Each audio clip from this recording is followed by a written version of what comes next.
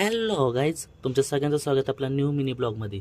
आज काय आपण वर्कला जाणार नाही, कारण की आज सगळे पोरं आलती. पोरं म्हणले आज बाहेर जेवायला जाऊया. मग बाहेर जेवायला जाणार आहे. तुम्हाला एक असं हॉटेल सांगणार तिथं की एक तर तुम्ही जेवलं नाही, सारखं सारखं तिथंच जेवणार. तर आता मित्र थांबल्यात, त्यांच्यापाशी जाऊया. मग तिथनं आपण जाऊया हॉटेलला. मग काय मित्रांपाशी पोचलो. मग जरा 4-5 मिनटं जरा बोललो मित्रांवर. मग तिथनं आपण लगेच निघलो हॉटेलला, जरा जाऊया म्हणलं. तुम्ही नगरपालिकेपाशी पोचले की तुम्हाला आहे ना लेफ्ट मारायचे. लेफ्ट मारले की तुम्ही समर्थ मंदिरपाशी पोचले की बोगद्याच्या रोडनं सरळ यायचे. तुम्हाला बोगद्यापाशी पोचले की तुम्हाला घाटाच्या रोडनं सरळ यायचे कास रोडला. तिथून आपल्याला फक्त 4 किलोमीटर लांब ते हॉटेल आहे. तुम्ही युतेश्वरच्या पायथ्याशी पोचले की तुम्हाला राईट साईडला किनारा हे हॉटेल दिसेल.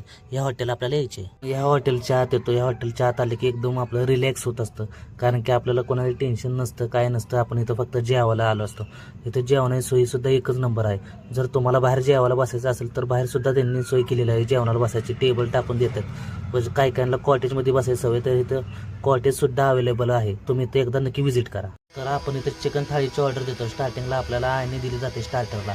मग आपल्या थाळ्या आल्यानंतर आपल्याला थाळीमध्ये सोनकढी, रस्सा व सुक्कं चिकन व चपाती किंवा भाकरी तुम्ही काही घेऊ शकता.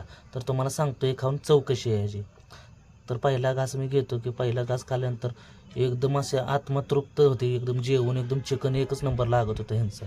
ह्याच्यानंतर मी ह्यांचा अळणी भात मागवतो. ह्यांचा अळणी भात एकदम चविष्ट होतं, एकदम म्हणजे एकच नंबर लागत होतं ह्यांचा अळणी भात.